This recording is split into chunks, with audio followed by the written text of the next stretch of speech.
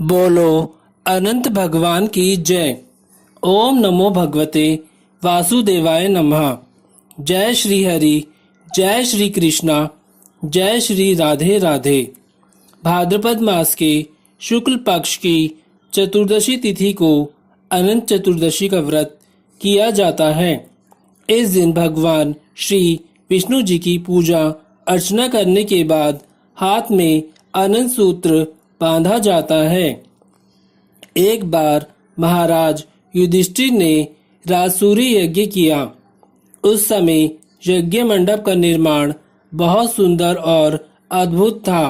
वह यज्ञ मंडप इतना मनोरम था कि जल व थल की भिन्नता प्रतीत ही नहीं होती थी। जल में स्थल तथा स्थल में जल की भांति प्रतीत होती थी। बहुत सावधानी करने पर भी बहुत से व्यक्ति उस अद्भुत मंडप में धोखा खा चुके थे। ऐसा कई बार हो चुका था, परंतु एक बार कहीं से टहलते टहलते दुर्योधन भी उस यज्ञ मंडप में आ गया और उस तालाब को स्थल समझकर उसमें गिर गया। द्रौपदी ने उसे देखकर यह कहा कि अंधे की संतान अंधी कहकर उनका मजाक उड़ाया। इससे दुर्योधन को इस बात से बहुत ज्यादा चिढ़ मच गई। यह बात उसके हृदय में बाण के समान चुभने लगी। उसके मन में इतना द्वेष उत्पन्न हो गया कि उसने पांडवों से बदला लेने की ठान ली। उसके मस्तिष्क में उस अपमान का बदला लेने के लिए विचार आने लगे।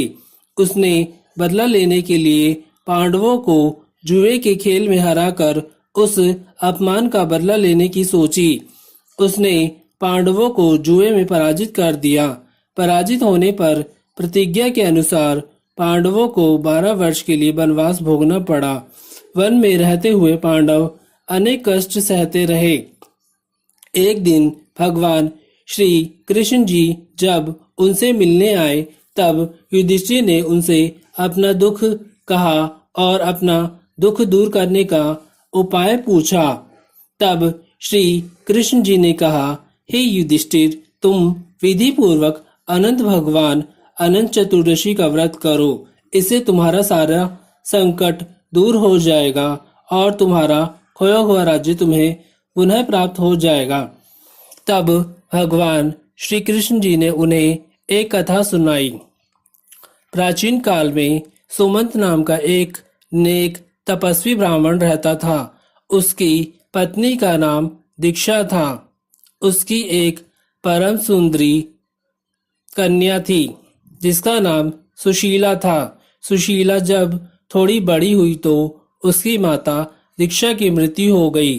पत्नी के मरने के बाद सुमंत ने एक कर्कशा नाम की स्त्री से दूसरा विवाह कर लिया। कर्कशा स्वभाव से ही बहुत दुष्ट थी और वो सुशीला के प्रति द्वेषपूर्ण भाव रखती थी। कर्कशा अपने पति से भी प्रतिदिन झगड़ा किया करती थी। समय के साथ सुशीला की आयु बढ़ती गई और वो विवाह की योग्य हो गई। उसके रूप और गुणों की चर्चा सुनकर वेदों की ज्ञाता और मुनियों में श्रेष्ठ कौंडिन्य ऋषि सुमंत के पास सुशीला से विवाह की इच्छा लेकर आए। कौंडिन्य ऋषि ने सुमंत से उसकी पुत्री सुशीला से विवाह करने के लिए कहा। सुमंत ने खुशी के साथ अपनी पुत्री का विवाह कौंडिन्य ऋषि के साथ कर दिया। विदाई में कुछ देने की बात पर कर्कशा ने दामाद को कुछ ईंटें और पत्थरों के टुकड़े बांध कर दे दिए। कौंडिन्य ऋषि दुखी होकर अपनी पत्नी को लेकर अपने आश्रम की ओर चले गए, परंतु रास्ते में ही रात हो गई। वे नदी के तट पर संध्या वंदना करने लगे। सुशीला ने देखा कि वहां पर बहुत सी स्त्रियां सुंदर वस्त्र धारण कर किसी देवता की पूजा कर रही थी। सुशीला उनके पास गई और उनसे पूछा कि आप सब यह क्या कर रही हो। तब एक स्त्री ने उसे बताया कि हे सुशीला, यह अनंत चतुर्दशी का व्रत है और इसमें भगवान श्री विष्णु जी के अनंत स्वरूप का व्रत और पूजन किया जाता है। पूजन के बाद 14 ग्रंथि वाला धागा शुद्ध करके स्त्रियां अपने बाएं हाथ पर और पुरुष अपने दाएं हाथ पर बांधते हैं। इस धागे को बांधते समय अनंत भगवान से प्रार्थना करें कि हे अनंत देव, आप इस संसार रूपी सागर से मुझे पार लगाओ, मेरा उद्धार करो। आपको बारंबार मेरा प्रणाम है। फिर अनंत सूत्र को अपने हाथ में बांधें और अनंत भगवान का ध्यान करें। तब सुशीला ने वही व्रत का संकल्प किया और पूजन करके अपनी बाई बाह पर 14 ग्रंथि युक्त सूत्र बांधा और अनंत भगवान से प्रार्थना करी, हे प्रभु, आप तो सब जानते हैं। जब सुशीला अपने ससुराल पहुंची तो उसे अनंत चतुर्दशी के व्रत के महात्म्य पता चला। उस व्रत के प्रभाव से उसके परिवार में सुख समृद्धि बढ़ने लगी और धन धान्य से उसका घर परिपूर्ण हो गया। उसका जीवन सुखमय हो गया। एक बार उसके पति की दृष्टि उसके हाथ पर बंधे सूत्र पर पड़ी तो उसने सुशीला से पूछा कि यह क्या है और तुमने इसे क्यों बांध रखा है। तब सुशीला ने कहा, हे स्वामी, यह अनंत भगवान का सूत्र है। मैं अनंत भगवान का व्रत करती हूँ और उन्हीं की कृपा से आज हमारे पास धन धान्य आदि सब कुछ है। सुशीला की ऐसे वचन सुनकर कौंडिन्य ऋषि को अपने ऊपर अहंकार हो गया।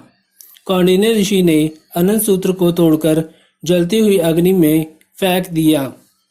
सुशीला ने तुरंत अनंत सूत्र को आग से निकाला और उसे दूध में डाल दिया। इससे भगवान अनंत जी का अपमान हुआ। परिणामतः कौंडिन्य ऋषि दुखी रहने लगे। उनकी सारी संपत्ति नष्ट हो गई। इस दरिद्रता का उन्होंने अपनी पत्नी से कारण पूछा तो सुशीला ने अनंत भगवान का डोरा चलाने की बात कही।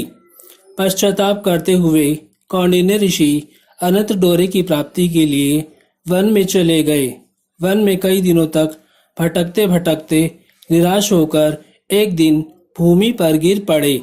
तब अनंत भगवान प्रकट होकर बोले, हे कौंडिन्य, तुमने मेरा तिरस्कार किया था, उसी से तुम्हें इतना कष्ट भोगना पड़ा। तुम दुखी हुए, अब तुमने पश्चाताप किया है। मैं तुमसे प्रसन्न हूँ। अब तुम घर जाकर विधि पूर्वक अनंत व्रत करो।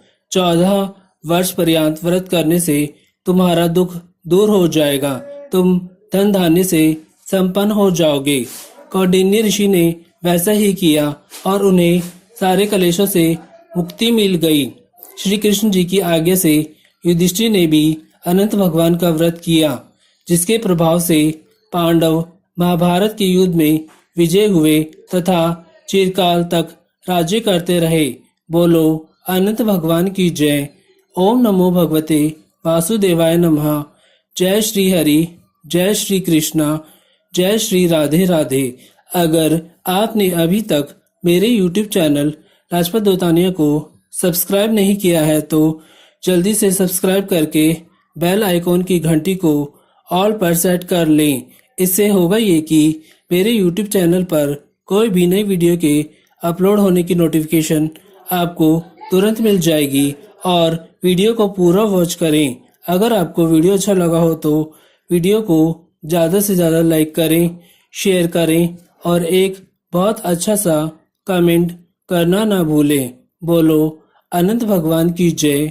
ओम नमो भगवते वासुदेवाय नमः।